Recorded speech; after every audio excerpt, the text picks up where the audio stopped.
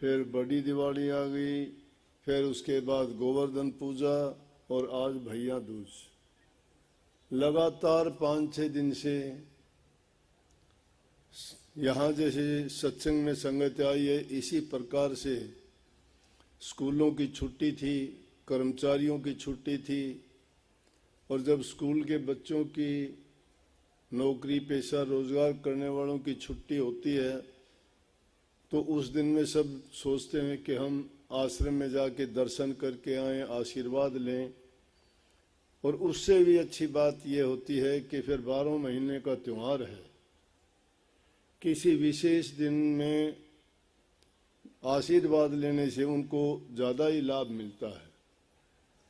तो इसलिए एक हफ्ते से लगातार बहुत व्यस्त कार्यक्रम ये होता ही है हर साल। खुशी की बात है, ऐसे अवसर आने से हम आपस में मिल बैठ के खुशी मनाते हैं, मिठाइयाँ बांटते हैं, एक दूसरे की कुशलक्षेम पूछते हैं, उनकी समस्याओं में शरीक होके किसी का दुख दर्द बंटवाते हैं, तो किसी की खुशी में और ज़्यादा खुशी जोड़ते हैं। पुरानी यादें ताज़ा हो जाती हैं। किसी अच्छी चीज़ को याद करने से हमारे मन में प्रसन्नता होती है, हमारे ख्याल विचार भी अच्छे होते हैं। अगर किसी बुरी घटना का, किसी दुख भरी कहानी का या कोई और ऐसी बात हो कि जिसमें आदमी को दुख और चिंता होती है देखने और सुनने से, तो आदमी के विचारों में दूसरा ही ख्याल बन जाता है, उसको दुख उस टाइम भी होता है। घटना चाहे पहले की कभी की भी हो, खुशी की होगी तो खुशी मिलती है उसको याद करने से, दुख भरी पीड़ा वाली है तो हमें पीड़ा फिर भी देती है। युग पलट गए, उन युगों में अगर कोई बातें हुई थी, ये दिवाली का त्योहार या भैया दूज का त्योहार कहो, इनके सब के पीछे कोई ना कोई बात है। भैया दूज का तो महत्व यही है कि दुनिया में भाई और बहन का नाता, इससे बड़ा कोई नाता नहीं। स्त्री का पति चला जाता है तो भी कोई वो ऐसी बात नहीं होती, वो दोबारा शादी कर सकती है। कुछ हमारे संस्कार हैं कई जातियों में नहीं भी करते, लेकिन अगर चाहें तो वो शादी कर सकती है। परंतु जिसका भाई गुजर जाता है उसको भाई दूसरा नहीं मिलता।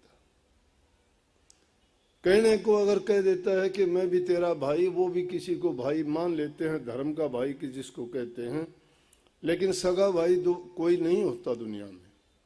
पति सगा फिर भी दूसरा हो सकता है। इसलिए भाई और बहन का नाता बड़ा पवित्र नाता है। सदा से एक दूसरे को बहुत प्यार करते हैं और उसी संबंध में भैया दूज का त्योहार भी मनाया जाता है, क्योंकि ये भी एक घटना ही घटी थी कभी, और उस घटना को याद करके हमने उसको एक परिपाटी बना लिया, उसको निभाते हैं। अच्छी बात है। हर बहन अपने भाई की लंबी आयु की कामना करती है, प्रभु से प्रार्थना करती है कि उसको दुख दर्द पीड़ा ना हो, उसकी जिंदगी में कोई भी ऐसी घटना ना हो जिससे उसको दुख हो। अगर होता है तो बहन को उसके बराबर दुख होता है। इसलिए ये बहुत एक ऐसी बात है जो एक दूसरे के दिल को दिल से जोड़ देती है। यूं तो अपने स्वार्थ के लिए तो जैसे इस वाणी में कह दिया, वो एक अलग बात है कि दुनिया में सतगुरु के समान तो दूसरी कोई चीज नहीं है। दुनियादारी की बातें, दोस्ती नाते, वो हमारे स्वार्थ के हैं, परंतु गुरु के साथ जो हमारा नाता है वो स्वार्थ का नहीं, निस्वार्थ है। गुरु का अपना कोई हित नहीं, वो शिष्य के हित और भलाई के लिए ही कार्य करता है। जो भी उसकी बातें होंगी, जो भी उपदेश होगा, जो भी शिक्षा होगा, वो अपने शिष्य का या जो भी इंसान उनके साथ आके मिलता है उनको अपने दिल से और अपनी की हुई भक्ति की कमाई से उनको आशीर्वाद देके उनके कष्टों को, पापों को, दुखों को दूर भी करते हैं और उनको आगे के लिए आशीर्वाद देके उनको खुशी भी प्रदान करते हैं, क्योंकि उनके पास वो ताकत होती है। जिस प्रकार से कोई गंदगी लग जाती है तो उसको साफ करने के लिए पानी की आवश्यकता होती है, अगर वो दाग ज्यादा है तो उसको साबुन सोडा लगा के साफ कर लेते हैं, परंतु जो मन के दाग हैं उसके दाग और किसी से नहीं, उसका धोबी घाट सिर्फ सतगुरु का ही घाट है। तो सतगुरु वो धोबी हैं जो जन्म जन्मांतर के शिष्य के पापों को धो डालते हैं, परंतु शिष्य में भी वो गुण होना चाहिए कि वो गुरु से अपना काम करवा सके। कबीर साहब कहते हैं, मारी थी लागी नहीं बंक नाल में फूक, गुरु बेचारा क्या करे जब चेला माही चूक। नाम के तो चेले बन जाते हैं, शिष्य बन जाते हैं, देखा देखी। स्वामी जी महाराज ने इसके बारे में कहा है कि देखा देखी गुरु शिष्य होते। कबीर साहब ने कहा है कि देखा देखी गुरु शिष्य होते, किया न तत्व विचारा, गुरु शिष्य दोनों के सिर में जम मारे पंजारा। कि देखा देखी जो गुरु शिष्य बन जाते हैं, अब देह को गुरु मान लेते हैं, स्वार्थ के लिए चेला, स्वार्थ के लिए गुरु हो जाते हैं, तो दोनों ऐसे लगते हैं जैसे कोई पत्थर की नाव पर बैठ के और किसी सागर या समुद्र को पार करना चाहते हैं। पत्थर की नाव पर चढ़ के कोई पार नहीं होता है। पार होने के लिए तो वो वास्तविक नाव चाहिए जो पानी में नहीं डूबती है। तो संत सतगुरु उसी को कहते हैं कि जिन्होंने नाम की कमाई करके उस दौलत को प्राप्त कर रखा है, वो उस भंडार से कितने ही जीवों को त्याग सकता है, कितने ही जीवों के दुखों को हर सकता है, कितने जीवों के जन्म मरण की व्याधि से उनको छुटकारा दिला सकता है। इसलिए इन बातों के लिए ये बात कही गई। जिसने ये कही गई वो जींद का एक सेठ था, 70 साल की उम्र में, शायद उससे भी 1-2 साल पहले ही 65-67 साल की उम्र में मेरे पास आया। घर परिवार में सब उसके राजी खुशी, सब कुछ अच्छा था। आके कहने लगा, मैं आपसे नाम की दीक्षा लेना चाहता हूँ। देख लिया, उम्र इतनी होने के बावजूद जो इंसान आता है वो सब निरख परख करके ही आता है। दुनिया के सारी चीज़ों को देख लेता है। इस दुनियादारी में जितने भी उन्होंने कार्रवाई करनी थी, ब्याह शादी, बच्चे, संतान, घर परिवार, रिश्ते नाते सब निभाए और कहने लगे कि अब मैं भक्ति करना चाहता हूँ, ताकि दुनियादारों के लिए, रिश्तेदारों के लिए, अपने संतान और परिवार के लिए मैंने बहुत कुछ कर दिया, लेकिन मैंने अपनी जिंदगी में मेरे लिए कुछ नहीं किया है। सत्संगियों, कुछ भी करते हो आप करो, दुनियादारी की चीज के लिए जरूरी है। अपने परिवार के लिए भी जरूरी है कि हम काम करें। काम नहीं करेंगे तो हमारा पेट कौन भरेगा? हमें कमा के दूसरा कौन आदमी देगा? कबीर साहब ने कही है, हम तो राम भजांगे राम, ताना भाई कौन तनेगा जी। संत कहते हैं कि पहले काम करो। जो इंसान अपना कमा के नहीं खाता है, काम नहीं करता है, दूसरे पर वजन बन जाता है और उनके देने लेने से अपना पेट पालन करता है, तो वो तो कर्जदार हो गया किसी का। किसी से मांग के क्यों खाए? प्रभु ने सब कुछ उसको दिया है। अपने हक हलाल की कमाई अपने हाथ से करके जो खाता है, उसके शुद्ध विचार, शुद्ध भोजन और उसकी पवित्र कमाई होती है। वो उसके जीवन को भी अच्छा और सच्चाई के रास्ते पर चलने में कोई दिक्कत नहीं है और उसको हर प्रकार से उसकी मन की प्रसन्नता उससे बनी रहती है। आदि व्याधि आदि रोगों से बचा रहता है। तो काम संतों ने, जो भी जिस जाति में, जिस हालात में जो संत रहे, उन्होंने अपना कमा के खाया। किसी ने ये नहीं कहा कि वो उनको कोई दूसरा दे के जाए, नहीं, देते हैं महात्मा लोगों को, कोई इस बात से मतलब नहीं, कोई दे के चला जाता है तो भी उनको लिए वैसा ही है। परंतु संतों ने इस युग में ये रास्ता बहुत आसान बना दिया भक्ति करने के लिए, लेकिन साथ साथ उनके लिए ये बातें भी जोड़ दी कि उनको अपनाए बिना उनका रास्ता या जिंदगी का जीना बेकार हो जाता है। इसलिए उन्होंने कहा कि अपना काम करो पहले, और काम करते करते भक्ति करो, उसमें कोई किसी प्रकार की रुकावट नहीं है। अगर हम काम करते नहीं हैं और सिर्फ कहते हैं कि भक्ति कैसे करोगे, 2 रोटी के लिए इंतजार करना पड़ेगा, पेट में भूख लगेगी तो सोचोगे आज कोई सेवक रोटी खाना लेके नहीं आया। कबीर साहब ने कही कि कबीर खुदा कुकरी करे भजन में भंगता को टुकड़ा डाल के भजन करो निशंक, कि भूख उस कुतिया के समान है जो टुकड़े टुकड़े के लिए इधर उधर भागती फिरती है। अगर उसको ना मिले तो वो तिलबलाने लगती है। इसलिए भूख हमारे पेट के अंदर इतनी गड़बड़ पैदा करती है कि जब भूख लगती है तो पता नहीं हम क्या का क्या कर जाते हैं। इसलिए कही कि पहले उसको रोटी का टुकड़ा डालो, कहने का मतलब पहले मेहनत करो, काम करो, अपने उदर पूर्ति का काम करो, घर परिवार तुम्हारे संबंधी जितने तुम्हारे ऊपर डिपेंडेंट हैं उनके लिए भी तुम्हारी जिम्मेवारी को निभाओ।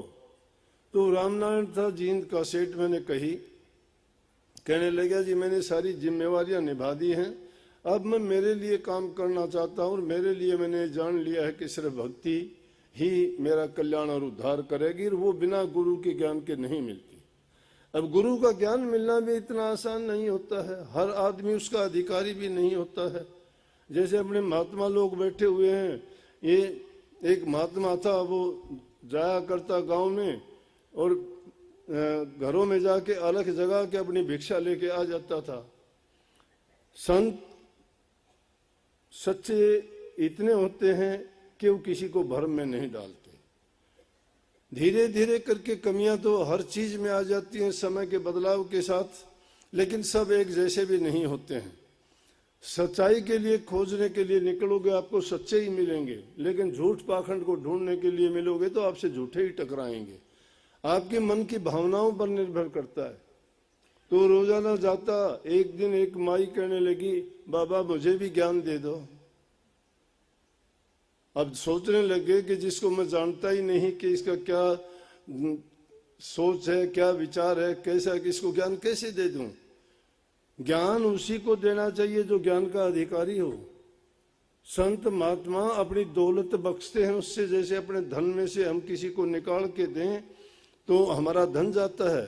संतों के पास भक्ति रूपी धन होता है, और जब वो शिष्य को नाम की भक्ति की बख्शिश करते हैं तो अपने धन में से उसको देते हैं। तो वो उससे पहले परखते हैं कि कहीं मेरा दिया हुआ बेकार तो नहीं चला गया। तो उन्होंने क्या किया कि चुपचाप कहने लगे बताऊंगा किसी दिन। इसी प्रकार से कुछ दिन जाते रहे। तो एक दिन जब गए तो उन्होंने क्या किया कि खीर बना रखी थी। वो माई कहने लगी बाबा आज तो मैंने खीर बना रखी, आप खीर ले जाओ। बोले कि लो इस कमंडल में डाल दो। कमंडल उनके आगे किया, कमंडल को देखा तो देख के कहने लगे अरे बाबा ये तो साफ नहीं है, इसमें मिट्टी है, इसमें तो कुछ के कुछ पड़े हुए हैं, आपने पता नहीं कितने दिन से धोया ही नहीं है इसको। बोले फिर क्या होता है, डाल दे इसी में, हमें कोई वो नहीं, इसमें तो खीर अगर डालूंगी तो ये तो बहुत खराब है, वो भी खराब हो जाएगी। बोला उससे क्या खराब होगी। बोला जी एक अच्छी चीज को बुरी चीज में डाल दे तो खराब तो होएगी। बोला तो यही मैं ज्ञान देना चाहता था कि जब तक हमारे हृदय के अंदर बुराइयां भरी हुई हैं, जब तक हमारे ख्याल और विचार अच्छे नहीं हैं, हम सच्चे नहीं हैं, तब तक उसमें ज्ञान रूपी वस्तु जो गुरु द्वारा दी जाती है वो नहीं ठहर सकती। उस ज्ञान को प्राप्त करने के लिए अपने हृदय में छुपी हुई जो बीमारियां हैं, जो हमारी बदनीति है, जो हमारे अंदर कमियां हैं, झूठ की, कपट की, बेईमानी की, ईर्ष्या की, निंदा की, चुगली की, जब तक वो विद्यमान है तो ज्ञान क्या करेगा, उसके लिए वो ज्ञान बेकार चला जाएगा। इसलिए हमें सर्वप्रथम चाहिए कि अपने हृदय की शुद्धि करें। संतों का दिया हुआ नाम हृदय को शुद्ध और पवित्र बनाता है। तो जब शुद्ध और पवित्र चीज मिल जाएगी तो बुराइयां उससे पहले छोड़नी पड़ेंगी। तो सेठ कहने लगा कि जी मैंने सब कुछ देख लिया है, आप मुझे नाम की दीक्षा दे दो। मैंने दुनियादारी के लोगों को भी परखा है, यहाँ मतलब के सिवाय कोई नहीं है। नाम की दीक्षा दी, उसने 3-4 साल जिया। उसके बाद उसने लिखना शुरू कर दिया। उसने 3-4 कॉपियां भर दी लिख लिख के, और ये ऐसी ऐसी वाणी उसी ने लिखी। और उसी ने ये वाणी कही कि दुनिया में हमने देख लिया कि सतगुरु के समान कोई भी हमारा हितकारी नहीं है, कोई भी हमें लाभ देने वाला नहीं है। और जब चोला छोड़ने लगा तो सब घर वालों को, परिवार को इकट्ठा करके कहने लगा कि देखो एक बात बताऊं कि तुम्हारा कल्याण भक्ति से होना है, नाम से होना है। मैंने अपने घर में सत्संग शुरू किया है। वो पूरे घर वालों को रोजाना सामने बैठा के सत्संग करता था, शब्द वाणी गाता था कि अपना काम करके तुम आ जाओ, सब इकट्ठे बैठ के आधा या 1 घंटा जितना भी टाइम मिले उसमें प्रभु का गुणगान करो। जब अच्छे गुणों का गुणगान करते हो, याद करते हो, तो हमारे हृदय में अपने आप ही शुद्धि होती चली जाएगी। ये हो नहीं सकता कि हम पानी के पास जाके बैठे और कहते गर्मी है। ये हो नहीं सकता कि हम बगीचे के अंदर जाके बैठ जाएं और कहते यहाँ बदबू आती है, खुशबू आएगी वहां। तो ये हो नहीं सकता कि किसी शमशान घाट में जाके हम कह दें कि यहाँ बहुत अच्छा महसूस करते हैं। नहीं, जैसा स्थान होगा, जैसी संगत होगी, जैसे हालात होंगे, वो हमारे विचारों को प्रभावित करता है। संग सिर्फ इंसान का ही नहीं है, संग शतान का भी है, इंसान का सोच का भी है।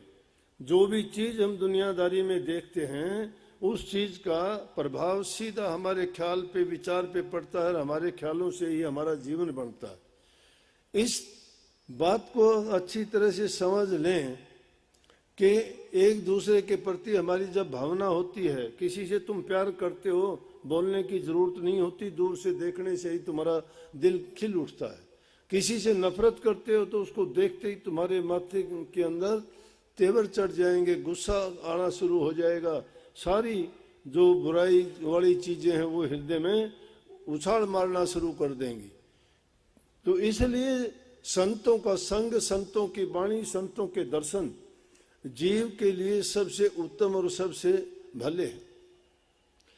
तो कई के सतगुरु बिन हमने देख लिया कोई भी हमारा मित्र नहीं, सब स्वार्थ के साथी हैं। जिससे भी दुनिया में बात करोगे स्वार्थ की बात करेंगे। और उसके साथ साथ ये गुरु शिष्य का नाता भी स्वार्थ का ही हो गया लगता है। क्यों हो गया? कि वो भी अपने किसी न किसी हित को लेके संतों के पास जाते हैं। किसी को कुछ चीज संसार की चाहिए, किसी को कोई चीज चाहिए। ये कोई नहीं लेके जाता कि सिर्फ भक्ति के लिए कोई जाए, और सिर्फ भक्ति के लिए कोई जाता है तो उसको वो दूसरी चीजों की चाहत की जरूरत नहीं है, उसकी कोई इच्छा पैदा नहीं होगी। क्योंकि उस प्रभु की भक्ति करने से हमारी सारी इच्छाएं, हमारी सारी जरूरतें और सारी बातें ही पूरी हो जाएंगी। फिर एक एक चीज मांगने का हमें क्या फायदा, या एक एक चीज के लिए रोज रोज हम क्यों कहेंगे। जब मूल को पकड़ लेते हैं तो सारा पेड़ ही हमारा हो जाता है।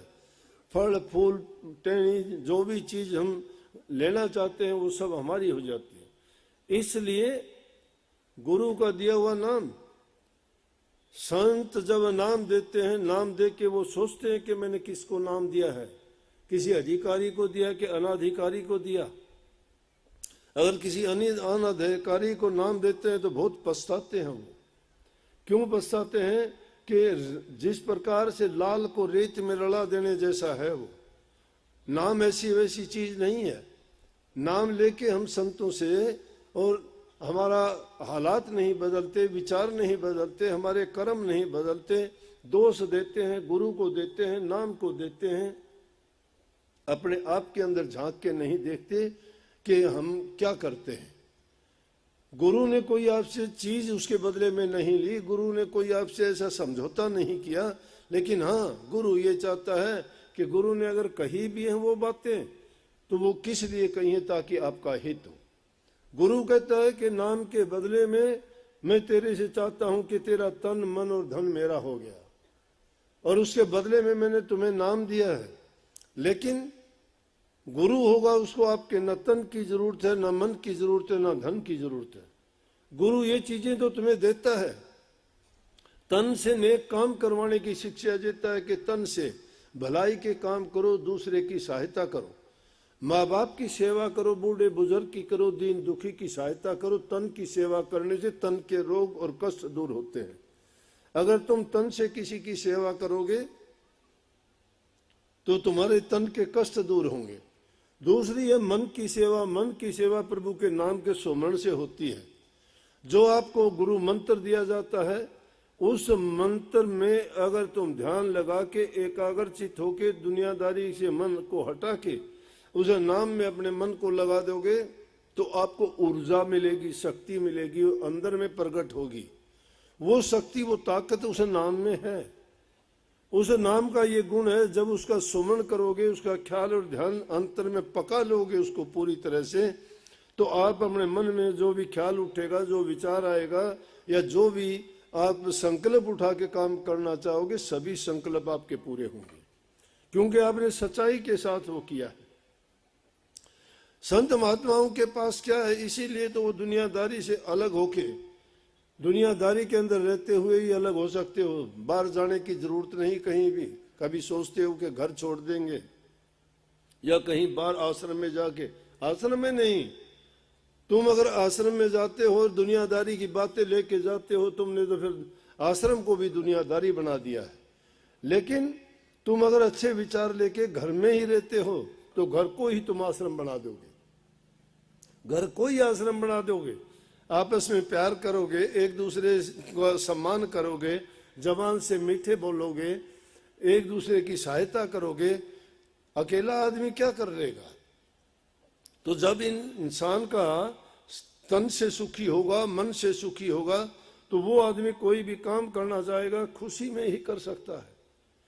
अगर किसी के मन में कोई दुख है, पीड़ा है, दर्द है, और उससे आप चाहोगे कि वो भक्ति करे, उससे आप चाहोगे वो ध्यान समाधि करे, नहीं हो सकता। उसको नहीं, परिवार एक प्रकार का उनका एक संगठन है, एक अंग है, एक इकाई है, और उसमें किसी को भी दुख पीड़ा होती है, वो सबको प्रभावित करती है। वहां रहते हुए अगर एक को दुख है तो हम भी अपना ध्यान भजन नहीं कर सकते। तो ऐसे हालात में कैसे करेंगे? परंतु जो नाम के रसिया हैं, जो सच्चे भक्ति के लिए लगे हुए हैं, जो अपने कल्याण के लिए गुरु के पास जाके नाम की दीक्षा ली है, तो वो दुख के हालात में भी निश्चिंत और निर्भय होकर नाम को जप लेंगे, क्योंकि उन्होंने अपनी रूह को नीचे के दर्जों से उठा के उस प्रभु के चरणों तक पहुंचाने का प्रयास जो किया है, उस आनंद को और उस रस को जान लिया है। उन्होंने जो दुनियादारी के प्रपंच को भी समझ लिया है कि झूठा है संसार सारा, कैसा तेरा नाता रे। किसके साथ क्या नाता है दुनिया में? कोई किसी के संग चला नहीं, कोई किसी के संग जाएगा नहीं, कोई दुख दर्द पीड़ा किसी की ले नहीं सकता। 2 मिनट भी कोई किसी को अदला बदली नहीं कर सकता कि मेरी उम्र इसको लग जाए।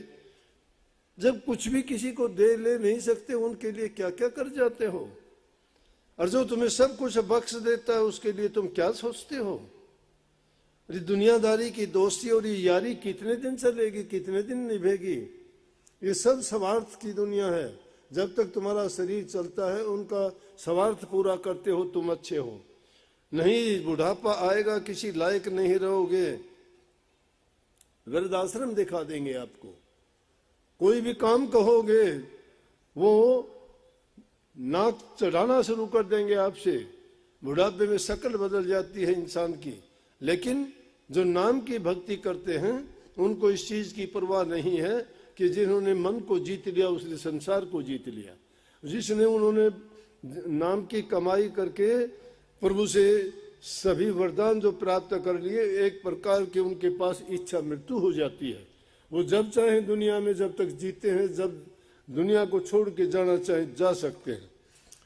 लेकिन ये बात बनाने से बात नहीं बढ़ती, बात काम करने से होगा। बात बनाई जग ठग्या मन प्रमोद्या, ना कहें कबीरा ले गया ये मन लख 84 माँ। बात बनाने से बात नहीं चलती बनती, कि बात कह देते हैं, सुनी सुनाई कह देते हैं, किताब की लेखी कह देते हैं, नकल करते हैं दूसरों की। अरे नकल में, अकल में, बुद्धि में ये प्रपंच हैं। प्रपंचों में पढ़ने की जरूरत नहीं, हृदय की शुद्धता की जरूरत है। हृदय की पवित्रता नाम की कमाई के बिना नहीं हो सकती। प्रभु के गुण ये हैं कि जिसका निर्मल मन है उसके हृदय में ही प्रभु का वास है। जिसका हृदय शुद्ध है, हृदय जिसका शुद्ध नहीं है, कुमति भरी हुई है। सुबह से लेकर शाम तक की कितनी उल्टी सीधी बातें सोचते हैं। अपने दुख किस चीज का है? दुख किस चीज का है कि दुनियादारी के दूसरे को देख के दुखी है कि उसको ये सुख क्यों है, उसको ये आराम क्या है। लेकिन दुनिया के पदार्थों में भी सुख नहीं है, ना इन हाट हवेलियों में, ना धन दौलत में, ना लंबे परिवार में, ना ऊंचे ओहदों में, और ना रूप हुसन में। किसी चीज में अगर देखना चाहोगे सुख नहीं है। सुख किस में है? ना सुख विद्या के पढ़े, ना सुख वाद विवाद सहजो कहे साधु सुखी और लागी शून्य समाध। जिसने शून्य समाध लगा ली, न विद्या के पढ़ने में सुख है, न वाद विवाद में सुख है। महर्षि जी ने में लिखी है कि जिनको चाहे राम मिलन की, राम उन्हें मिल जाते हैं।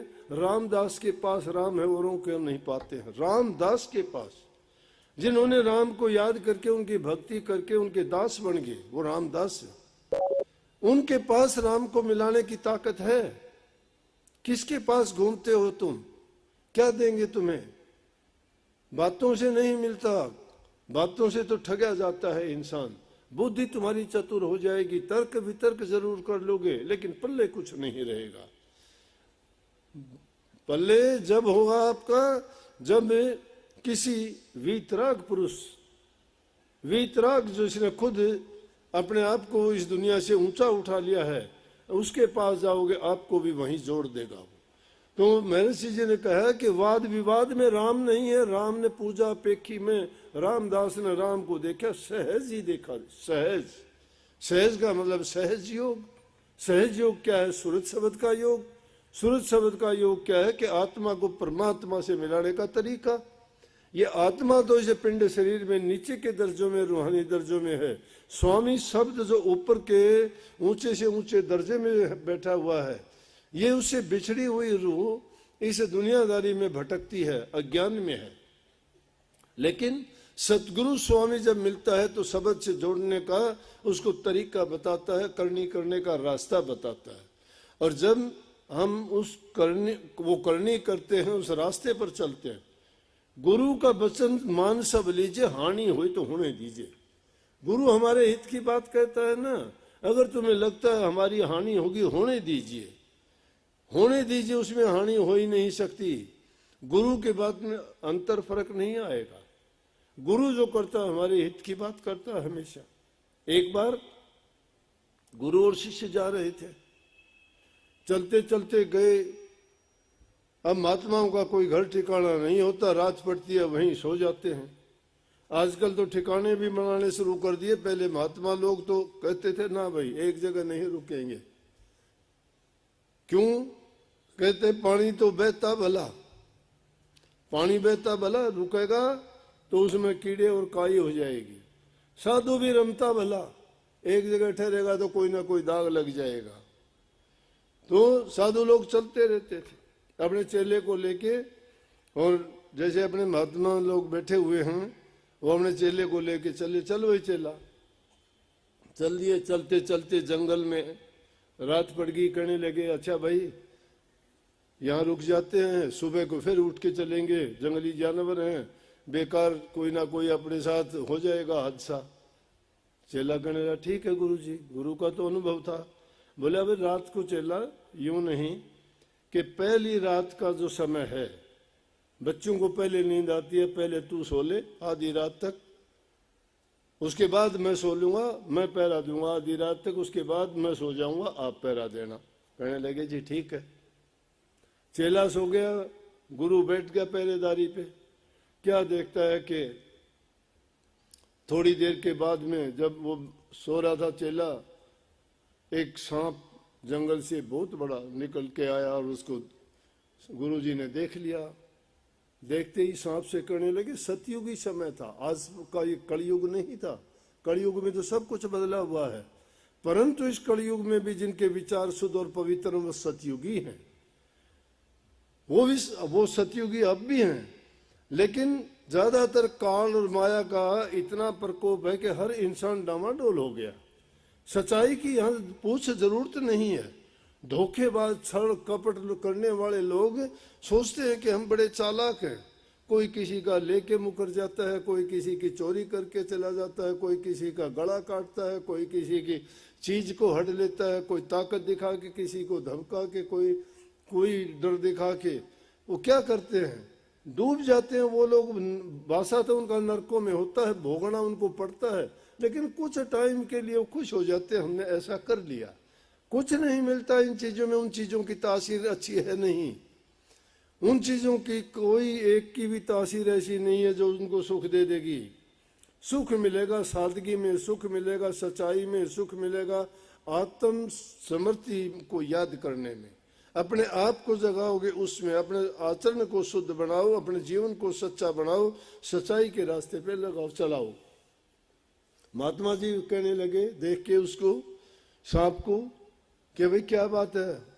बोला जी मैं आपके चेले को इसको लड़ूंगा। बोला भाई मैं तो नहीं लड़ने दूंगा। क्यों, कारण क्या है? बोला इसका और मेरा कर्ज है, इसने मेरा खून पिया था, मैं इसका खून पीऊंगा। गुरु कहने लगा भाई खून पिएगा तो मर जाएगा, जहर चढ़ेगा। बोला वो तो है। बोला अगर मैं इसका खून तुझे निकाल के दे दूं तो? बोला मुझे क्या, मुझे तो खून चाहिए, निकाल के दे दोगे तो अब कर्ज पूरा हो जाएगा, मैं चला जाऊंगा, डसूंगा नहीं इसको।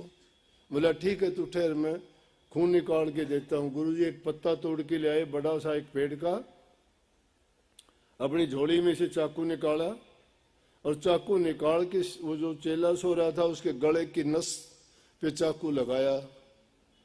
अब चाकू लगाते ही गले की नस पे चेले आंख खोल के देखा, गुरुजी तो चाकू लिए गर्दन काट रहे। इस बात को देख के उस शिष्य ने आंखें बंद कर ली। सवाल नहीं किया क्या करते हो, आंखें बंद कर ली। गुरु ने उसका खून निकाला, खून निकालने के बाद में उस पे तो कोई चीज लगा के खून बंद कर दिया, सांप को खून दे दिया, सांप खून पी के चला गया। बोला तेरा बदला पूरा हो गया? बोला कि हो गया। उसके बाद चेले को दोबारा नींद आ गई, टाइम हुआ, उसको जगा दिया। चेला पहरेदारी करने लगा, गुरु ने आराम किया। सुबह जब उठे तो गुरुजी पूछने लगे, अरे भाई रात को तू सोया पड़ा था और मैंने जब चक्कू तेरी गर्दन से लगाया तो तूने उसको देख के और कोई भी रिएक्शन नहीं किया, तूने कहा भी नहीं, तूने ये भी नहीं सोचा कि गुरु क्या कर रहा है। बोला जी मेरे सोचने का सवाल ही नहीं है, आप मेरे गुरु हो और गुरु जो करेगा मेरा हित करेगा, मुझे ये पता था, मेरा अहित नहीं, मेरा कोई न कोई आप भलाई कर रहे हो। अब डॉक्टर किसी के फोड़े को चीरा लगाता है तो उसका बुरा नहीं करता, इसीलिए गुरु हमेशा अपने शिष्य का हित करता है। और जब शिष्य ये सोचने लग जाए कि गुरु ने तो मेरा नाश कर दिया, गुरु नाश कैसे करेगा? कमी इंसान की खुद की होती है, थोपना किसी और पे चाहता है, अपने कर्म को नहीं देखता, अपनी कर्म गति को नहीं पहचानता, अपनी जीवन शैली को नहीं बदलता। वो अपने लालच और स्वार्थ के लिए दूसरी बातों में ही फंस के अपने जीवन को बर्बाद जरूर कर लेता है, लेकिन अपने हित की बात नहीं। इससे ज्यादा मूर्ख इंसान और क्या होगा? ये माया है जिसने बुद्धि को हर लिया इंसान के। एक पवित्र नाते को निभाने का उसको तरीका सलीका नहीं। इसीलिए स्वामी जी महाराज ने कहा कि इस टाइम में गुरु शिष्य व्यवहार जगत में झूठा बरत रहा, का से कहूं खोज नहीं काहू धोखेधार भया, गुरु तो मान प्रतिष्ठा चाह शिष्य स्वार्थ संग आन बंधा। गुरु भी सच्चा, चेला भी सच्चा, कहीं भाग से मेल मिला, कहीं भाग से गुरु और चेला दोनों ऐसे मिलते हैं। और जो शिष्य अगर गुरु को ऐसा मिल जाता है तो अपने गुरु का नाम रोशन कर देता है। एक दुष्ट और नीच रास्ते पे चलने वाला अपने गुरु को, अपने पंथ को, अपने धर्म को और अपने मजहब को भी बदनाम कर देता है। इसलिए ये सच्चाई और भक्ति का रास्ता है, वो गुप्त शक्ति है, वो फैलती चली जाती है, किसी को पता ही नहीं लगता कैसे फैल गई, क्यों फैल जाती है, ताकत कभी दिखाई नहीं देती। जिस प्रकार के शरीर में कहीं दर्द होता है तो दर्द तुम्हें दिखाई नहीं देता, लेकिन पीड़ा बहुत देता है। इसी प्रकार से वो प्रभु की शक्ति है, वो सच्चे इंसानों के पास होती है और वो इसी प्रकार से फैलती चली जाती है। अदृश्य है वो शक्ति दिखाई नहीं देती। प्रभु भी इसी प्रकार से तुमसे हमसे जुदा नहीं है, हमारे अंदर मौजूद है, हाजिर है, अब भी है। जिसको कण कण में मानते हो, लेकिन खोटे मंदे कर्म करते वक्त दूर क्यों सोच लेते हो? जब ये नहीं सोचते कि वो देखते होंगे, जब ये क्यों नहीं सोचते कि वो सब कुछ जानते हैं? कितनी भूल इंसान करता है सब कुछ होते हुए भी। क्या चतुराई है? कौवे की चतुराई है ये। कौवा कितना ही चतुर होता है, लेकिन आखिर गंदगी में ही चोंच मारता है जाके। इस दुनिया में आदमी को अच्छे चीज को जानने के लिए अगर जाना है तो गुरु के दर से कोई बढ़ के दर नहीं है। और गुरु कैसा भी हो शिष्य का हित कर देगा। पुरानी बातों को आप याद करके देखोगे, इतिहास ऐसी बहुत सी बातों से भरा पड़ा है जो हमें सही शिक्षा दे के हमारे विचारों को बदलता है। जब इंसान कुछ करने के लिए चलता है और अपना आत्म शक्ति को जगा लेता है तो सब कुछ कर जाता है। जिस इंसान ने सब कुछ किया है उनको देख लो, वो इंसान थे, हमारी तरह से थे। दादू पलटू कबीर साहब इसी जमीन पे पैदा हुए थे, इसी, और उन्होंने जो काम किए वो आज तक जिंदा है। देह रूप में नहीं है, ज्ञान रूप उनका हाजिर है। जो इंसान नेक कर्म करके जाता है वो कभी मरता ही नहीं है। शरीर मरता है, ज्ञान नहीं मरता है। ज्ञान जीवित रहता है, हमेशा जीवित रहता है और वो सदियों तक रहेगा। आदि अंत तीनों काल तक सत्य है, वो सर्वदा सत्य है। जब उस सत्य को पाना चाहते हो तो गुरु के बताए मार्ग पर चलो। गुरु भक्ति इसको कहते हैं। गुरु भक्ति दृढ़ के कर पीछे और उपाय, बिन गुरु भक्ति मोह जग कभी न काटा जाए। मोटे बंधन जगत के गुरु भक्ति से काट, झीने बंधन चित्त के कटे नाम प्रताप। मोटे जब लग जा नहीं तो झीने कैसे जा, ताते सबको चाहिए नित गुरु भक्ति कमा। गुरु भक्ति है क्या? गुरु के वचन की पालना। मोटे बंधन जगत के कौन से हैं? शराब में, कबाब में, जुए में, लड़ाई झगड़ों में, कोर्ट कचहरी में अपनी बर्बादी करते हैं। सात्विक भोजन खाओ, तुम्हारे विचार अपने आप पवित्र हो जाएंगे। ये उल्टे सीधे खाने जो आजकल विदेशी नकल के तुम कहीं पिज्जा किते कुत्ता किते बिल्ली नाम रख रखे ने, हॉट डॉग और कोल्ड बिल्ली क्या क्या, उनको जब खाते हो तो तुम्हारे विचार शुद्ध कैसे होंगे? उनकी तासीर ही नहीं है। उन्हें पता नहीं कब का क्या क्या बना के रखा है, डब्बों में बंद करके क्या क्या उनमें दवाई भर रखी है। फिर इंसान कैसे शुद्ध और पवित्र विचार वाला हो सकता है? क्या जानते हो वो किसने बनाई थी? क्या जानते हो उसने क्या क्या किस प्रकार से उनके हालात होगी? मैंने तो एक बार एक चीज देखी थी, उसके बाद मुझे बहुत बुरी सी लगी। बताऊं बात, जब मैं संत मत में आया नहीं था और एक दिन एक ढाबे पे खाना खाने के लिए बैठा, तो सब तो नहीं, आजकल तो ये तो खैर थोड़ी देख रेख होगी सफाई की, लेकिन मैं हाथ धोने के लिए अंदर चला गया। ढाबे में क्या होता था, जब एक वो भट्टी लगा के दो चार कुर्सी लाकड़ के दो डंडे जोड़ के वो टेबल बना देते थे। तो मैं अंदर जाके देखा तो जो आदमी वहां प्याज और सब्जी काटने वाला था उसके दोनों हाथों पर दाद थे।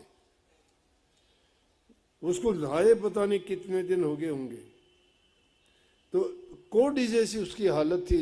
उस दिन मुझे ऐसी नफरत हुई कि देखो, हम बाहर बैठ के जो खाना खाते हैं हमें ये नहीं पता कि किसने कैसा बनाया है।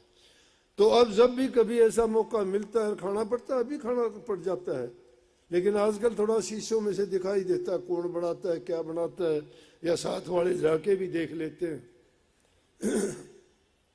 तो देखो, हर चीज की शुद्धता जब होगी, शुद्ध विचार होने चाहिए, शुद्ध खाना होना चाहिए, अच्छे आदमियों के अंदर आदमी की संगति भी शुद्ध और पवित्र आदमियों में ही बैठने का काम होना चाहिए, शुद्ध वचन सुनने चाहिए, शुद्ध संस्कार होने चाहिए, हर चीज शुद्ध और पवित्र होगी तो वो हमें हर प्रकार से पवित्र बना देगी। आदि भक्ति उसमें हो जाती है। तो ये मोटे बंधन जगत के एक दूसरे से ईर्ष्या करते हैं, लड़ाई झगड़ा करते हैं। तो कोर्ट कचहरियों में मुकदमे देखो, अरे भाई भाई के मुकदमे, किस छोटी सी बात के लिए मुकदमा करता है आपस में, वो उसकी नहीं सुनता, वो उसके नहीं, क्षण मात्र का क्रोध होता है, वो एक दूसरे को मारने को तैयार हो जाते हैं और वो गुस्से गुस्से में एक दूसरे बर्बाद कर देते, एक मर जाता है, दूसरा जेल में होता है, उस जगह जिसके लिए झगड़ा था वो पड़ी रहती है, कोई और ही उसको देखता है, ना उसकी रही ना उसकी रही। ये समझ अगर पहले ले ले इंसान किस बात के लिए करता है, एक के काम आएगी, ले ले, चल तू ले ले, किसी का अच्छा होता है तो तेरी कभी न कभी कोई मदद कर भी देगा, लेकिन उसमें बर्बादी क्यों करते हैं? ये बंधन इंसान को बर्बाद करते हैं, ये पशु वृत्ति है, उनमें तो अज्ञान है। इंसान तो समझवान है, पर उन्हें इंसान को दूसरा दर्जा दिया है कि मेरे बाद इंसान तू ही है सब कुछ करता धरता। ये देवी देवता भी इंसान से ऊपर नहीं है, इंसान तो जो चाहे कर सकता है, वो शक्ति है इसमें। तो इसलिए इसको अपना हित सोचना चाहिए कि किस चीज में मेरी भलाई है। दुनियादारी के तो सारे काम देख लिए, लेकिन ये काम भी साथ साथ करके देखा करो कि जिसने तुम्हें इतना सुंदर शरीर दिया, ये इतना जीवन जीने के लिए समय दिया, सब कुछ तुम्हें ज्ञान बुद्धि विवेक विचार, आंख कान नाक ज्ञान इंद्री कर्मेंद्रियां दी, तुम्हें यह भी दिया कि तुम्हारा पीछे का जन्म का कर्म अब भोगते हो और अब कर्म जैसा करोगे आगे मिलेगा। अरे सब कुछ जानते हुए भी फिर जानबूझ के अंधे बन के क्यों दुनिया में विचरते हो? और उससे भी अगर तुम्हें समझ नहीं आती तो समझाने वाले जो निस्वार्थ तुम्हारा हित करना चाहते हैं उनकी बात सुन लो। ये गुरु भक्ति है, वो गुरु का दर है। उस गुरु के दर पे जाके उनके उपदेश को, उनकी शिक्षा को सुन के उसके कहे अनुसार अगर कर्म करते चले जाओगे, पहली चीज तुम्हारा शारीरिक संतुलन मन का शिथिल हो जाएगा, शांति मिलेगी, घर परिवार में सुख शांति होगी, घर परिवार में सुख शांति होगी, समाज में जाओगे तुम्हें इज्जत सम्मान मिलेगा और तुम्हें देख के दूसरे लोग भी सुधरेंगे। लेकिन यहाँ तो उल्ट होता है, आप तो हमें और गालियां दिला देते हो, आते सत्संग में हो, घर जाके तुम्हारा बर्ताव कुछ का कुछ और होता है। उसको देख के कहते हैं कि जी उसका, मेरी घरवाली सत्संग में आती है, घर जाके झगड़ा करती है, क्या फायदा? लेकिन ये बात नहीं है, कुछ ऐसे भी मिलते हैं जो सच्चे मन से कहते हैं कि अगर मेरे अंदर ये शक्ति होगी तो जो उसका पति कहता है क्यों साधु मोढ़ों के पास घूमती हो, क्या मिलता है उनके पास, क्या है? अरे जो लोग नहीं जानते उसके लिए तो क्या ही है, लेकिन अगर वो उनकी सच्ची भक्ति है और उनके अंदर वो ताकत है और वो नाम का सुमरण करती हैं, तो एक दिन ऐसा आएगा बुरे से बुरा भी उसका पति उन्हीं के पास जाएगा, उसके कहने के मुताबिक चलेगा, क्यों? समझ जाएगा कि देखो इसने अपने जीवन को संवारा है, इसमें ये अच्छे गुण हैं, इसमें सब कुछ बर्दाश्त करने की शक्ति है, सहनशीलता है, प्यार है, सेवा है।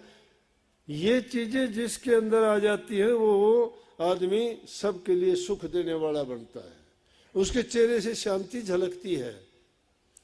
इसलिए भाई भक्ति करना चाहते हो ना, तो बुराइयों को तो पहले छोड़ना ही पड़ेगा। बुराइयां और अच्छाई दोनों साथ नहीं चल सकती। अगर कोई गलती वलती होती भी है, कोई तुम्हारा बुरा कर देता है, कोई बात नहीं, तुम उसे माफ कर दिया करो। अगर तुम्हारे से गलती हो जाती है तो उसी टाइम माफी मांग लिया करो, नहीं तो एक छोटी सी खींची हुई लकीर पूरी दरार बन जाएगी और वो दरार पूरी जिंदगी नहीं भरी जाएगी और पता नहीं उस दरार के अंदर दफन हो जाओगे। इसलिए बैर विरोध को नहीं, आपसी प्यार बनाओ। आज दुनिया में ईसाई मत क्यों फैल गया? क्यों फैल गया? ईसा मसीह तो बहुत पहले हुए थे, सिर्फ एक प्यार का संदेश देते, प्यार सिखाते हैं। तो प्यार ही भक्ति है, प्यार ही प्रभु है। प्यार करना जो इंसान सीख जाता है किसी से नफरत नहीं करो, सब में प्रभु का वास है। जो उसको याद करेगा उसी रूप में आपको मिल जाएंगे। हर घड़ी मिलता है, सबको मिलता है, आपको भी मिलता है, मुझे भी मिले कई बार, मुझे पूरी जिंदगी मिले हैं, कोई आपको ये कहने वाला नहीं मिलेगा। आपको भी मिलते, आप पहचान नहीं पाते। दुख की मुझे तो मेरे गुरु रूप में मिला था, साक्षात। मेरा गुरु क्या था? गुरु मेरे लिए परमात्मा था, जिसने मेरी सारी बुरी आदतें छुटाई, जिसने मेरे जीवन को संवार दिया, जिसने मुझे भक्ति के रास्ते पे चला दिया, जिसने मेरा घर परिवार जीवन सब कुछ बढ़ा दिया। परमात्मा और क्या करता है? परमात्मा का तो ज्यादा एहसान नहीं है, उसने तो जन्म दे के छोड़ दिया था कि चाहे खोटे मंदे बुरे पाप कर्म कुछ भी करो मैं। इससे अच्छा तो सहजो भाई ने बहुत अच्छी बात कही है। वो तो कहती है राम का क्या न्योरा है, गुरु का न्योरा है। बोली राम तजू पर गुरु न बिसारूं, गुरु के समान हरि को नाय निहारूं। हरि ने 5 चोर दिए साथा, सतगुरु ने छुटाली समझ अनाथा। हरि ने अपना आपा छिपाया, सतगुरु ने दे दीपक दर्शाया। और हरि रूठे तो रूठन दे तू भी दे सिटका, सतगुरु सिर पर राखी आप कर सहा। प्रभु रूसे तो रूस जान दिए, लेकिन सतगुरु को सिर पर राखियो। आप सतगुरु को सिर पर कहां रखोगे? मन में रखो ना। कबीर साहब कहते गुरु माथे से उतर शब्द भी ना हो, अता को काल घसीट सी बचा न सके कोई। गुरु को हमेशा अपने विचार और ख्याल में रखो। क्यों रखो? कि जब भी कोई बुरा ख्याल आएगा, गुरु याद आएगा कि गुरु की आज्ञा ये ऐसा करने की नहीं है, बच जाओगे उससे। ये है भक्ति का सच्चा रूप। अरे बाहर के जीवन में तो तुम एक दूसरे की जड़ काटते हो, बुराइयां करते हो, निंदा करते हो, चुगली करते हो, बसते घरों को उजाड़ने का काम करते हो, 2 दिलों का निंदा और चुगली करके उनको 12 बाट कर देते हो। कैसे इंसान हो? कौन गुरु सिखाता है ये भक्ति? ऐसे दुष्ट आदमी में कहीं भला नहीं हो सकता, उसको पूरी जिंदगी दुख भोगने पड़ते हैं।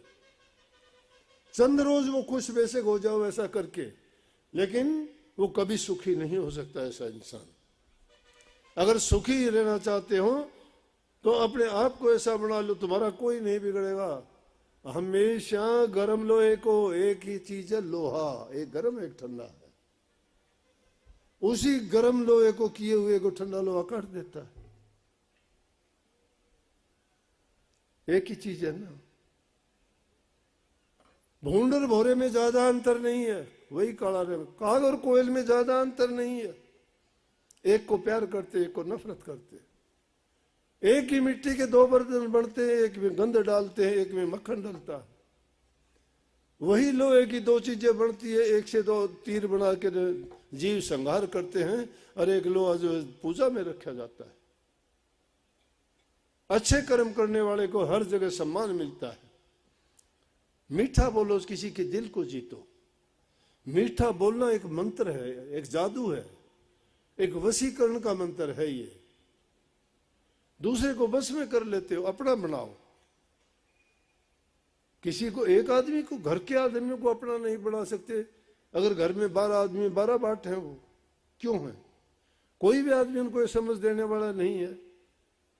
एक छत के नीचे रहते हैं, एक का मुंह इधर है, दूसरे का इधर है। एक कहता है यूं करूंगा, दूसरा कहता है ये करूंगा। गुरु के पास जाओगे, ये संगत बैठी हुई है। मैं अपनी जिंदगी में बीड़ी सिगरेट पीता था, गुरु के आगे पीता था, सामने नहीं, उनको पता था, आश्रम में ही पीते थे। लेकिन मैंने जब ये काम संभाला तो मैंने सोच लिया बुरी बुराई है, मैं नहीं पीऊंगा, मैं छोड़ूंगा तो ये आपसे छुटवाऊंगा ना। आज देखो ये परिणाम है। मैंने आपसे अपील की कि ना पियो, कोई नहीं पीता। एक आदमी भी आपको नहीं मिलेगा धुआं उड़ाता। लाखों की संगत में आती है, कोई आपको धुआं किसी के मुंह से निकलता देखो तो बता देना। कोई ड्राइवर एक आधा चला जाता है ना, वो लुक छिप के कहीं कर लेता हो तो पता नहीं, वो नहीं जानते भक्ति को, नाम को। फिर भी काफी लोग उससे भी समझ जाते हैं कि इतने लोग हैं, कोई ना कोई तो चीज है जिसके कारण जो है इतने लोग आते हैं। जिसके अच्छे दिन आते हैं वो देख के अपना जीवन का रास्ता बदल लेता है, वो भी जुड़ जाता है उनमें। जब पानी का बहाव जोर से आता है पहाड़ पर से, बड़े बड़े पत्थरों को भी नीचे अपने साथ बहा के ले जाता है। जब इंसान के अच्छे दिन आने शुरू होते हैं तो उसमें से वो उन लोगों को भी अपने साथ ले जाके और समुद्र में डाल देते हैं। इसी प्रकार से ये भटके हुए जीव भी अच्छे इंसानों के साथ जुड़ने के बाद वो भी उसे अपना कल्याण करवा के प्रभु के चरणों में स्थान पाते हैं। माताओं, बहनों, भाइयों, जीवन बड़ा बहुमूल्य है। कुछ भी ना करो एक पल के लिए, कभी मेरे कहने से कुछ ना किया करो। मैं नहीं कहता तुम ये करो वो करो, शरीर को कष्ट दो, कहूंगा वो, लेकिन अपने आप लग जाओगे उसमें। लेकिन कभी 2 मिनट का टाइम निकाल के अपने बारे में सोचा करो, मैं क्या हूं, क्यों आया था, मैं क्या कर रहा हूं, इंसान का जीवन है क्या, ये क्या खेल है दुनिया का। और जब उस एकांत के टाइम में जाके अपने आप में सिमट के और फिर सोच के देखा करो, 2 मिनट के लिए भी अगर खाली हो जाओगे, ये दुनियादारी की बातें, ये सोच, ये विचार, ये ख्यालात भूल के अगर तुम 2 मिनट के लिए भी एकाग्रचित हो जाओगे, मैं कहता हूं कभी नहीं भूल पाओगे जिंदगी में। ये भक्ति है। उसको अंग्रेजी में कंसंट्रेशन ऑफ माइंड कहते हैं। विचार और ख्यालात की एकाग्रता है ये, अपने आप में सिमट जाना है। और अपने आप में जब सिमट जाओगे, दुनियादारी की तरफ से ख्याल जब हट जाएगा तो तुम्हारा ख्याल प्रभु की ओर जुड़ने में देर नहीं लगेगी। ये कोई भी बहाना ना बनाया करो, मेरे से नहीं होता, मेरे शरीर में दर्द है, पीड़ा है, ये है वो है। अरे खाना खाते वक्त तुम्हें पीड़ा नहीं होती और दूसरी बातें करते हुए तुम्हें पीड़ा दर्द नहीं होती। तुम टाइम पे खाना खाते हो, टाइम पे सोते हो, टाइम पे नहाते हो, एक चीज में चूक नहीं करते, तो प्रभु के नाम के सुमरण के लिए क्यों भूल और चूक करते हो। बल्कि अपने आप को लानत दिया करो कुछ टाइम निकाल के कि ये मेरी मूर्खता है प्रभु, आपने मुझे इतना अच्छा जन्म दिया, कितनी सुंदर आंखें दी, सब कुछ देखते हैं। अंधे आदमी से पूछ के देखो दुनिया क्या है, रो देगा बेचारा। जिसको सुनाई नहीं देता पत्थर है, कुछ नहीं सुनता रहेगा, पत्थर की तरफ देखता रहेगा, ये क्या बात करते हैं। तुम्हारे कान हैं, सब कुछ सुनते हो, तुम्हारी आंखें सब कुछ देखते हो, तुम्हारी जबान है, सब कुछ कह सकते हो, दुख दर्द अच्छा बुरा सब कुछ व्यक्त कर सकते हो। लेकिन जिनके नहीं है उनसे पूछ के देखो, जिन चीजों में सुख ढूंढते हो क्षणिक सुख है, चाहे इंद्रिय सुख है, चाहे शारीरिक सुख है, चाहे वैचारिक सुख है, बाद में दुख में बदल जाता है। बताओ किस चीज में सुख है। जिस भी इंद्रिय का सुख तुम मानते हो भोग है, वो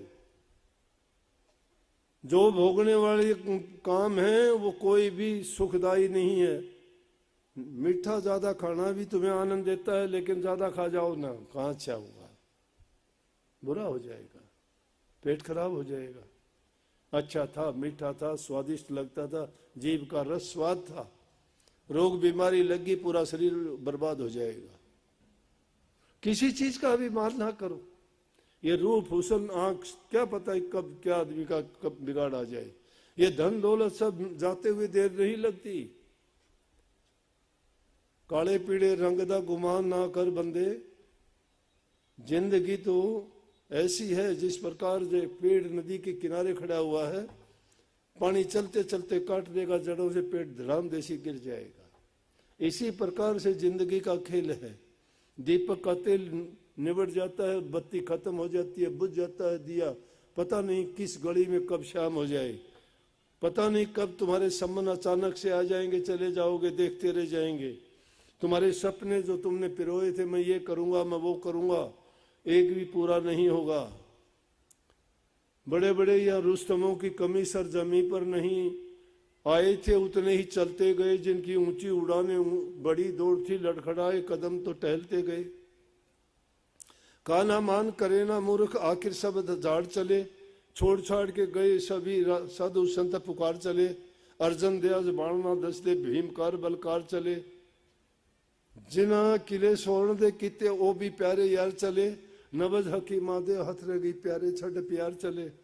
कहाँ रहा, कौन रहा, राजा रंग फकीर बादशाह, सब के सब जाना है। जब जाने वाले हो, कोई 2 दिन पहले, कोई 10 में, कोई 20 में, कोई 30 में, मौत सभी को आती है। सबको जब मौत आती है बेखबर हो उस मौत से, वो भी अनसर्टेन है, उसका निश्चित नहीं है कब आएगी। झूठे सपने ना समझो, वो ये सपने टूटेंगे, ये जीवन जाएगा। वक्त रहते हुए पानी को रोकने का प्रबंध कर लो। समय के आने से पहले जो आदमी प्रबंध कर लेता है उसको पछताना नहीं पड़ता, और जो आदमी ये भूल करता है फिर तो उसको पछताना क्या होता, फिर वो लाख कोशिश करो उसको कुछ नहीं मिलता उसके बाद। इसलिए आपको जो नाम की दीक्षा मिली है, सारी चीज भूलो, उसको ना भूला करो। सारी चीज भूल जाओ। अगर एक दिन गलती करता है तुम्हारा मन शैतानी करेगा तो मन को भी कह दिया करो। ये महात्मा लोग बड़ी शिक्षा देते हैं, ये सीधा कर देते हैं। एक दिन एक महात्मा बैठे हुए थे, ध्यान में करने लगे, आज तो सर्दी है, आज तुम आज गंगा स्नान ना कर। मन ने कहा ऐसा महात्मा से कि ना, आज बहुत ठंडा, आज स्नान नहीं करेंगे। मन ने ऐसा कहा, महात्मा ने सोचा आज ये मन ये कहता है, कल कोई तो और कुछ कहेगा। महात्मा के पास कौन से बिस्तर थे, एक कंबली थी। वो कंबली को ओढ़ के और पानी में जाके घुस गया। वो कंबली भी भीग गई, आप भी भीग गया। बाहर आके उसी को गिल्ली को निचोड़ी भी नहीं, बाहर आके बैठ के कांपने लग गया। मन बोले आज तो मार दिए, आज तो मार दिए। ने बोला भाई तू ये क्या था? बोले आज तू न्यू कह, कल न तू न्यू भी कह मेरा ब्याह कर दे। ने बोला यह गलत बात है। ने बोला भाई हाथ जुड़ा लिए। अगले दिन बोला चला। ने बोला ना ना। ने बोला आज वैसे स्नान कर ले, लेकिन कांबड़ छोड़ के करिए। तो ये मन को समझाओ, ये मन बड़ा शैतान है, ये तो पता नहीं क्या का क्या चाहना शुरू कर देगा। तुम्हारा साथी वो है जो तुम्हारा हित करता है, तुम्हारा साथी वो जो तुम्हारा भक्ति में साथ देता है। लेकिन वो तुम्हारा दुश्मन है, चाहे तुम्हारा बाप हो, भाई हो, माँ हो, बहन हो, पत्नी हो, बच्चे हो। जो तुम्हें गुरु से बेमुख करता है, भक्ति के रास्ते से हटाता है और नेक काम करने से रोकता है, वो तुम्हारा दुश्मन है। और उनको छोड़ने में देर भी नहीं करनी चाहिए। मीराबाई ने अपना घर बार छोड़ दिया, विभीषण ने अपना भाई रावण छोड़ दिया, भरत ने अपनी मां कैकेयी को त्याग दिया, प्रहलाद ने अपने पिता को छोड़ दिया। बोला कि तुम तो बहुत गलत हो। सब ने ये बोला इन्होंने कि हमने जो काम करना है, प्रभु की भक्ति करनी है, तुम तो हमारे दुश्मन हो, मित्र कहाँ? तू मेरा बाप नहीं है, तू मेरा भाई नहीं है। विभीषण कहता है रावण को, जिससे तीनों लोग कांपते हैं, बोला तू मेरा भाई थोड़ा है, प्रभु के चरणों में जाने से रोकता है।